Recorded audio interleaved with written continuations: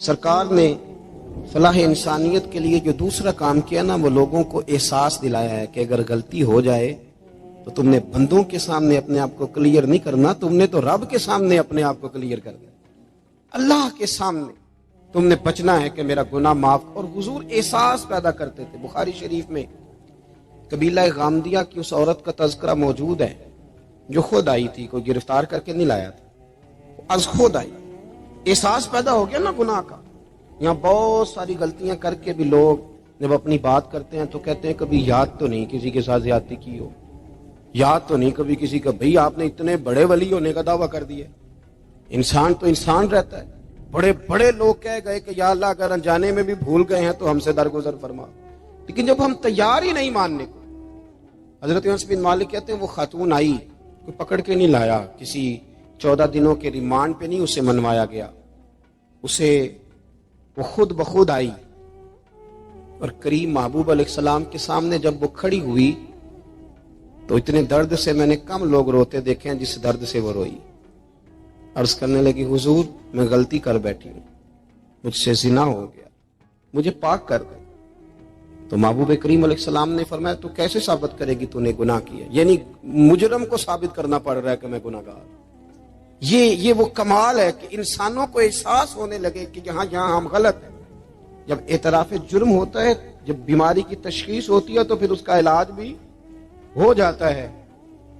حضرت انس بن مالک کہتے ہیں وہ عرض کرنے لگی حضور میرے پیٹ میں ناجائز بچہ ہے۔ حضور نے فرمایا جا جب بچہ پیدا ہو تو پھر آنا۔ وہ 8 ماہ کے بعد آئی تو اس کی گود میں پھول سا بچہ تھا۔ حضور نے فرمایا واپس جا، جب روٹی کھانے لگ جائے تو پھر آنا۔ وہ 2 سال 2.25 سال دودھ پلاتی رہی، پھر جب آئی تو بچے کے ہاتھ میں روٹی کا ٹکڑا تھا۔ قریب محبوب صلی اللہ تعالی علیہ وسلم سے آ کے جب اس نے بات کی تو وہ درد سے روئی، کہنے لگی یا رسول اللہ 3 سال ہونے کو ہیں، میں نے گناہ کیا ہے، میں ساری رات سو نہیں پاتی۔ حضور تڑپتی، اگر اس حال میں مر گئی تو اپنے رب کو کیا منہ دکھاؤں، مجھے پاک کر دے، میرے حال پہ رحم فرمائے۔ محبوب کریم صلی اللہ علیہ وسلم نے بچہ ایک صحابی کو دیا، فرمایا بچوں کی طرح پالنا، اور کہا اسے لے جاؤ، پتھر مار مار کے اسے سنسار کر دو۔ صحابہ کہتے ہیں اسے پتھر لگ رہے تھے اور حضور بے چینی کے ساتھ ٹہل رہے تھے۔ آ کے خبر دی حضور وہ تو وصال کر گئی، انتقال ہو گیا۔ فرمایا یہاں تک تو بات اس کی تھی۔ حضرت انس بن مالک کہتے اب محبوب کریم نے صحابیات سے فرمایا اسے غسل دو، کفن پہناؤ، جنازہ تیار ہو جائے تو مجھے خبر کرنا۔ حضرت انس بن مالک کہتے ہیں غسل ہوا، کفن ہوا، جنازہ تیار ہوا تو حیران ہم تب ہوئے جب میرے محبوب نے فرمایا صفیں بناؤ، میں خود جنازہ پڑھاؤں گا، میں خود جنازہ پڑھاؤں۔ اور سرکار نے جنازہ پڑھایا تو ایک شخص کی زبان سے نکلا حضور اس ملعون کا معاذ اللہ جنازہ جس نے ناجائز بچہ جنا، اس کے لیے آپ دعا کر رہے ہیں، جنازہ پڑھا۔ حضور فرمانے لگے خاموش ہو جاؤ، تم نے گناہ دیکھا ہے، اس کا احساس نہیں دیکھا، تم نے غلطی دیکھی ہے لیکن اس کی توبہ کا انداز نہیں دیکھا۔ اور صاحب کنز العمال نے یہ لفظ نقل کیے ہیں کہ کریم محبوب فرمانے لگے اس نے تو ایسی شاندار توبہ کی ہے کہ اگر میں اپنی ساری امت میں بانٹ دوں تو اللہ سب کی مغفرت فرما دے گا۔ احساس جب پیدا ہو جاتا ہے نا اپنے دل کے اندر کہ یہاں میں غلط ہوں۔ ان العبد اذا اعترف ثم تاب تاب اللہ علیہ او کما قال نبی صلی اللہ علیہ وسلم، رواہ مشکات۔ حضور نے فرمایا جب کوئی بندہ کہتا ہے نا اللہ میں بھول گیا تھا، اور پھر وہ توبہ کرتا ہے تو رب اس کی توبہ کو فوراً ہی قبول فرما لیتا ہے۔ حضرت عبداللہ بن حذافہ جہاد کر رہے تھے، روم کے عیسائیوں نے گرفتار کر لیا، 1000 آدمی نے مل کے پکڑا، گرفتار نہیں ہوتے تھے صحابی، 1000 آدمی نے گھیرا ڈالا، گرفتار کر کے لے گئے۔ اور جب بادشاہ کے سامنے گئے تو وزیر کہنے لگا بادشاہ بندہ بڑے کام کا ہے، اگر ہمارے قابو آ گیا تو فائدہ دے گا، صحابی ہیں حضرت عبداللہ بن حذافہ، حضرت فاروق اعظم کا زمانہ ہے، اگر قابو آ گیا تو فائدہ دے گا۔ بادشاہ کہنے لگا کیوں، کیا خوبی ہے؟ کہنے لگے ہم 1000 آدمی تھے، یہ اکیلا قابو نہیں آ رہا تھا، 1000 آدمی تھے، اگر ہماری فوج میں شامل ہو گیا تو بہت بڑا جرنیل ملے گا۔ بادشاہ کہنے لگا کوئی مسئلہ نہیں، 2-3 چیزیں ہوتی ہیں بندے کو خریدنے کے لیے، خرید لیتے ہیں۔ بادشاہ کہنے لگا عبداللہ جتنی دولت تجھے چاہیے میں تجھے دے دیتا ہوں، میرے لشکر میں آ جا، معاذ اللہ اسلام چھوڑ دے۔ حضرت عبداللہ بن حذافہ کیا فرماتے ہیں؟ فرماتے ہیں بڑا تو بیوقوف ہے، میں نے دولت کمانی ہوتی تو مدینے میں بیٹھ کے تجارت کرتا. میں دولت کمانے نہیں نکلا, میں تو رسول اللہ کی رضا کمانے کے لیے نکلا ہوا. دولت کمانی ہوتی تو کسی مارکیٹ میں ہوتا, میدان میں آنا تھا. شہادت ہے مطلوب مقصود مومن, نہ مال غنیمت نہ کشور کشائی. یہ دولت تو لونڈی ہے رسول اللہ کے دروازے کی, یہ تو پیچھے پیچھے پھرتی ہے نبی پاک کے غلاموں. یہ کمانی ہوتی تو میں کسی مارکیٹ میں ہوتا, میدان میں تھوڑا ہوتا. عبداللہ بن حذافہ سے دوسری چال چلی. کہنے لگے میاں عہدہ جو تجھے چاہیے, میں بادشاہ ہوں, میرے نیچے جو عہدہ تو کہے گا وہ تجھے مل جائے گا. حضرت عبداللہ بن حذافہ کہنے لگے شاید تجھے پتہ نہیں میری تعریف کیا ہے, شاید تو جانتا نہیں میری تعریف کیا ہے. کہا صاحب کی کیا تعریف ہے؟ کہنے لگے میں رسول اللہ کا صحابی ہوں, اور کائنات میں سب سے بڑا عہدہ مصطفیٰ کے صحابی ہونے کا عہدہ ہے. صحابہ وہ صحابہ تھے جن کی ہر صبح عید ہوتی تھی, خدا کا قرب حاصل تھا, نبی کی دید ہوتی تھی. فرمایا میں نے حضور کے جلوے دیکھے ہوئے ہیں, مجھے عہدے کی ضرورت ہی نہیں, اور میں نے عہدہ لینا ہوتا تو میں سیاست کرتا. میں تو شہادت لینے نکلا ہوں میدان میں, عہدے کا میں نے کیا کرنا ہے. اب بادشاہ کہنے لگا اسے قتل کر دو. وزیر کہنے لگا نہیں, ایک بات اور ہے, مجھے ایک چال اور چلنے دو. کہا وہ کیا؟ کہنے لگے میری بیٹی بڑی خوبصورت ہے, مجھے موقع دو اپنی ہی بیٹی کو سجا بنا کے. وہ جوان جس کی جوانی اتنی بڑی ہے کہ 1000 آدمی مقابلے میں کھڑا نہیں ہوتا, اس جوان کے کمرے میں رات کی تنہائی میں بنا سوار کے بی بی کو بھیجا. وہ بی بی کہتی ہے میں ساری رات بن سور کے اس صحابی کے کمرے میں بیٹھی رہی, لیکن یہ کیا شخص تھا, ساری رات ہی مسلح پہ بیٹھا رہا, ساری رات ہی. کچھ دیر تھک جاتا تو یہ کریم رسول پہ درود پڑھنا شروع کر دیتا. بی بی کہتی ہے سحری ہو گئی تو میں نے چھو کے دیکھا کہ انسان ہے کہ جن ہے, یہ بندہ ہے کہ فرشتہ ہے. چھو کے دیکھا, کہنے لگے پیچھے ہٹ جا. میں نے کہا میں نے تو سنا تھا تو 1000 کے مقابلے میں ہے, اور تو اتنا بے حس ہے کہ بنی سوری دلہن بیٹھی ہے, تو نے نظر نہیں کی. عبداللہ بن حذافہ, بی بی کہتی ہے نظر پھر نہیں اٹھائی, نظر پھر جھکی ہوئی ہے. کہنے لگے بی بی میں مجبور ہوں, اب میرے اوپر کوئی حسن نہیں چلتا, میں نے جلوائے بدوہا کا دیدار کیا ہوا ہے, اب میری نگاہوں میں جچتا نہیں کوئی, اس لیے کہ جیسے میرے سرکار ہے ایسا نہیں کوئی. کبھی بھی اب نہیں کسی کا میرے اوپر جادو چلتا. میں نے مصطفیٰ کو اور کہا ذرا پیچھے ہٹ کے بیٹھ, مجھے میرے رسول نے غیر محرم سے بچنے کا حکم دیا ہے, ذرا پیچھے ہٹ کے بیٹھ. سحری کا وقت تھا. وہ بی بی کہتی ہے اس نوجوان کے جملے میرا سینہ چیر گئے, کلیجہ پھٹ گیا, چیخ نکلی, میں کفر کے عالم میں روئی. میں نے کہا مجھے بتا تو صحیح, آخر یہ جذبہ کہاں سے ملتا ہے, آخر یہ روشنی تو میں نے دیکھی نہیں, کہاں سے آتی ہے. ایک میرا باپ ہے جو بنا سور کے مجھے تیرے کمرے میں چھوڑ گیا, بتلا یہ کہاں سے کیف آتے ہیں. عبداللہ بن حذافہ کہنے لگے اگر کیف لینا ہے تو بھی میرے مصطفیٰ کا کلمہ پڑھ جا, آجا دروازہ رسول پہ جھک جا, مل جائے گا. سویرے دروازے پہ باپ آیا بیٹی سے رزلٹ لینے, دروازہ کھولا تو بیٹی نقاب پہنے باہر آئی. باپ کہنے لگا کیا بلا؟ کہنے لگی پیچھے ہٹا, تو غیر محرم ہے, کافر ہے, میں مسلمان ہوں. اس نے کہا کیا ہوا؟ کہنے لگی تیرے جیسے کو باپ کہوں, تیرے جیسے کو جو مجھے استعمال کر رہا تھا.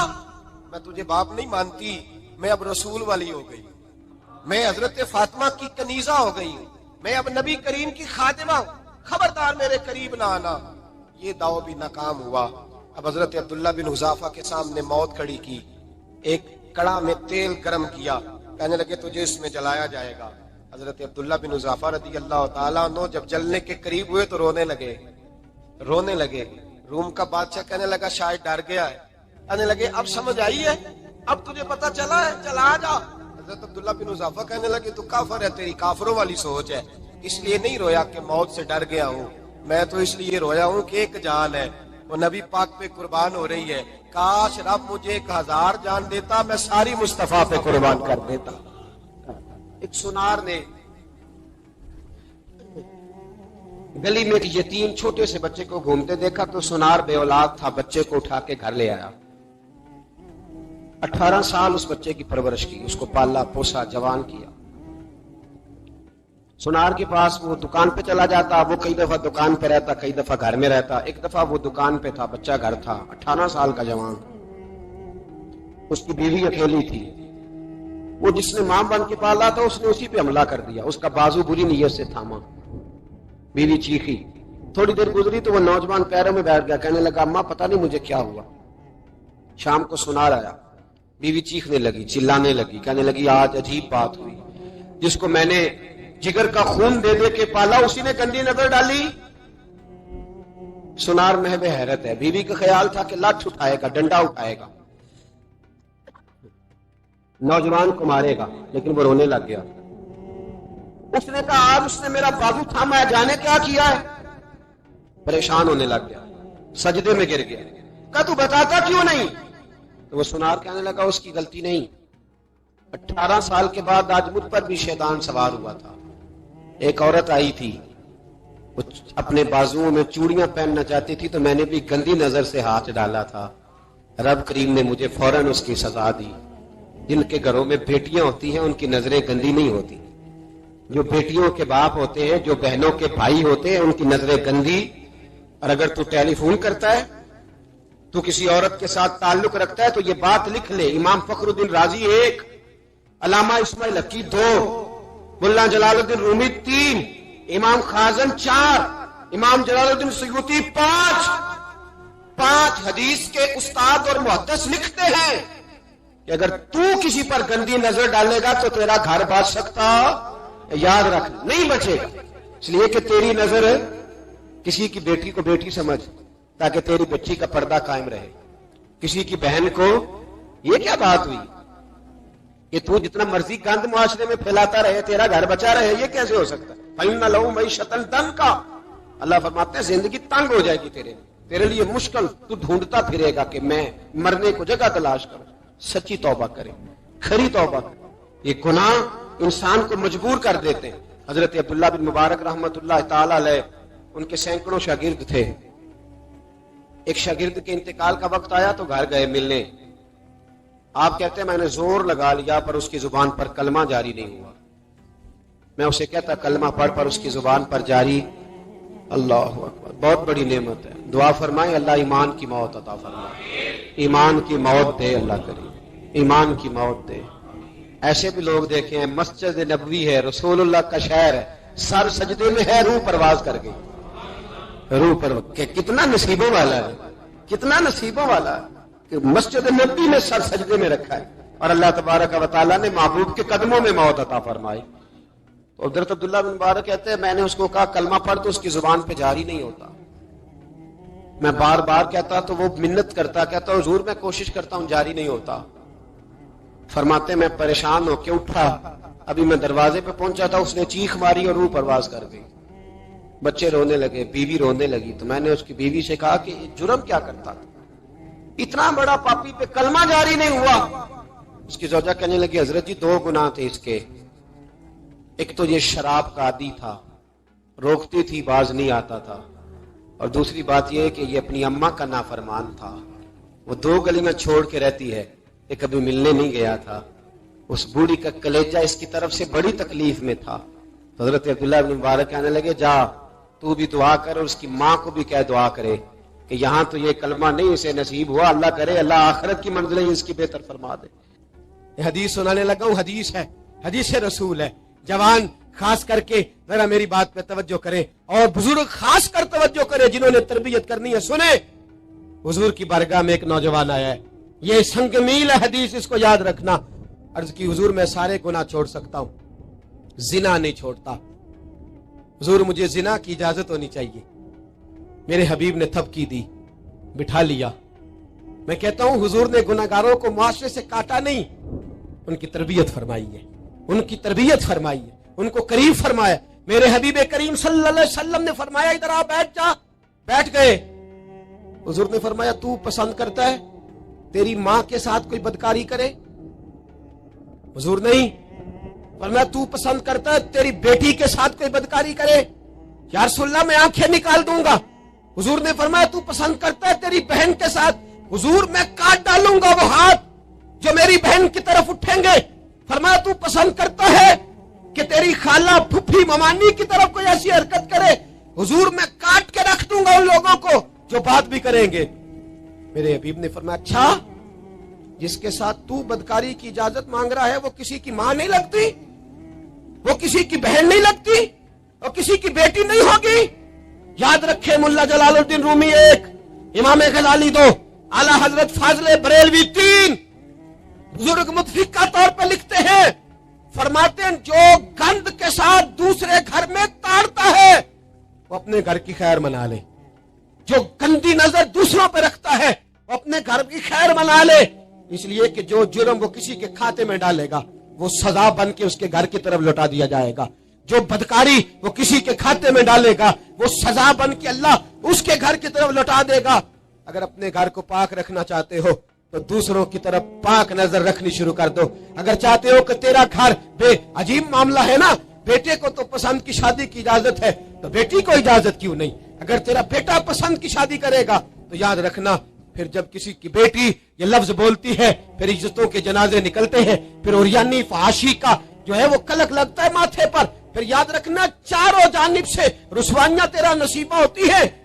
अगर तू बेटी को रोकना चाहता है तो बेटे का हाथ पकड़, अगर तू बेटी को साफ रखना चाहता है तो बेटे को शर्मो हया की चादर उड़ा, अगर तू बेटियों के किरदार की हिफाजत करना चाहता है तो पहले बेटे को पाबंद शरीयत बना। एक बहुत बड़ा गुनाह बदनिगाही का गुनाह है। आपको पता है हमारे मुल्क के अंदर बदकारी, जिना और बेहयाई की शरह कितनी बढ़ती जा रही है, किस कदर बढ़ती जा रही है। वो लोग जो निकाह कर लेते हैं वो भी अपनी निगाहों को, मैं अक्सर कहता हूं, हुजूर ने फरमाया निकाह आधा ईमान है। जिसने निकाह कर लिया उसका ईमान मुकम्मल हो गया, तो जो निकाह के बाद भी बाज ना आया, मैं उसको बेईमान नहीं कहता, लेकिन नबी पाक ने फरमाया जो निकाह कर ले उसका ईमान, बोलिए ईमान महफूज हो गया, उसका ईमान, सारे बोलिए ईमान, और जो फिर भी बाज ना आए, हुजूर कह रहे ईमान मुकम्मल हो गया, और जो ना बाज आया क्या फतवा दिया जाए। हदीस की रोशनी में मेरे नबी पाक की बारगाह में औरतें आई तौबा करने, बैत करने, मुसलमान होने, तो हुजूर बैत लेते वक्त फरमाने लगे मेरे साथ वादा करो, झूठ नहीं बोलोगी, गीबत नहीं करोगी, जिना नहीं करो। एक औरत बोल पड़ी, कहने लगी या रसूल अल्लाह सल्लल्लाहु अलैहि वसल्लम, मैं मुसलमान तो नहीं पर खानदानी हूं, मेरे घर वालों के जहन में भी कभी जिना का ख्याल नहीं आया। हम तो इसे खानदानों के वकार के खिलाफ समझते हैं। रोज बुरी नजर से किसी को देखना और किसी के बारे में गलत बातें, नाराज ना होना। बहुत सारे बूढ़े भी लज्जत ले लेके जुर्म बयान करते हैं, गुनाह बयान करते हैं, गलत बातें करते हैं, किसी औरत के बारे में तबसरा करते हैं।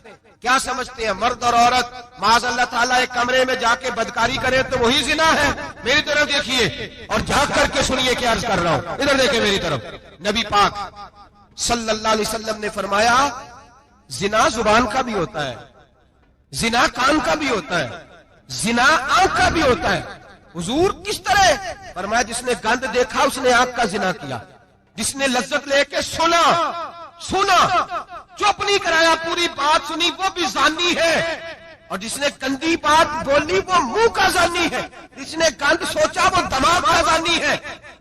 और जानी को सबसे पहली सजा अल्लाह ये देता है कि सजदे की लज्जत छीन लेता है, इबादत का सुरूर छीन लेता है, उसका नमाज में दिल नहीं लगता। कुरान में सबसे पहली सजा उसे अल्लाह अपने दरवाजे से दूर कर देता है। भाइयों आज हमारे सजदे बेकैफ हैं, आज लोग गलत जगह पे घंटों बैठे रहते हैं, मस्जिदों में लोगों के दिलों को घबराहट होती है, लोग भागते हैं। मेरे नबी पाक ने फरमाया तो नजर को पाक कर ले, अल्लाह तेरी इबादत में लज्जत पैदा फरमा देगा। मेरे भाई याद रख ले और सुन ले, सबसे कमजोर आदमी वो है जिसका जहन पाक नहीं, सबसे कमजोर आदमी वो है जो किरदार का गलत है। एक बात मैंने पढ़ी, अब यकीन करें मेरा दिल करे कि मैं आग लगा दूं इस उन्वान को जिस पे गंदगी लिखी जाती है, उन अखबारों को, उन चीजों को जिस पे गंद लोगों के दिलों में। वो इंडिया की एक वजीर आजम औरत गुजरी तो किसी ने उससे कहा कि पाकिस्तान ने तो तुम्हें शिकस्त दी है, तुम जीत नहीं सके बड़ा मुल्क होके। कहने लगी कोई बात नहीं, थोड़ा वक्त ठहर जाओ, हम इन पर तहजीबी जलगार करेंगे, इनके घरों में नंगा नाच करेंगे, ये गंदी तस्वीरें देखेंगे, ये गंद में उलझ जाएंगे। और जो कौम गंद में उलझ जाया करती है वो फिर किसी से लड़ने की ताकत नहीं रखती, उसके अंदर डट जाने की हिम्मत नहीं होती, उसकी गैरत के जनाजे निकल जाते। दिल करता है जल जाए वो जल जाए जहां से बुराई फैलती, तबाह हो जाए वो इलाके जहां से गंद होता है। लोग गंद की कमाई खाते हैं, गंद की एक्टरों के साथ खड़े होकर फोटोएं खिंचाते हैं और गुनाह पे फख्र करते हैं, और गंदे लोग कहते हैं अल्लाह का फजल है हम गंद फैला रहे हैं, सुम्मा माज अल्लाह। लोग गुनाह पे फख्र करते हैं चौकों चौराहों में। मोहम्मद बिन कासिम आए हिंदुस्तान पे राजा दहर के मुकाबले में, नौजवान मेरी तरफ देखे और सही होके बैठे, खासे सही होके बैठे, तकरीर नहीं कर रहा, जज्बात का, मेरे जज्बात सुने, दिल के फपूले जल रहे हैं हसीने के दाग से। अल्लाह की कसम रूह की गहराई से बात कर रहा हूं, वो बात कर रहा हूं जो सीना कह रहा है कि फट जाए और कहना ना पड़े। कुरान व हदीस पढ़ते हैं और फिर अपना हाल देखते हैं तो लगता यह है कि अजाब करीब आ गया है, लगता है जमीन फटने वाली है, आसमान गिरने वाला, लगता है करीब आ गया है सारा कुछ। समझे क्या अर्ज कर, ये बात अगर आप समझ गए तो कीमत वसूल हो गई। इसको समझ गए तो समझ ले आपके मिजाज के अंदर अल्लाह ने तब्दीली पैदा कर दी। मोहम्मद बिन कासिम 18 साल का जवान, एक औरत की इज्जत पर राजा दहर हिंदू ने हमला किया, मोहम्मद बिन कासिम बचाने आए। जब हिंदुस्तान आए फौज थोड़ी थी, इलाका थोड़ा था, राजा दहर की फौज बहुत ज्यादा।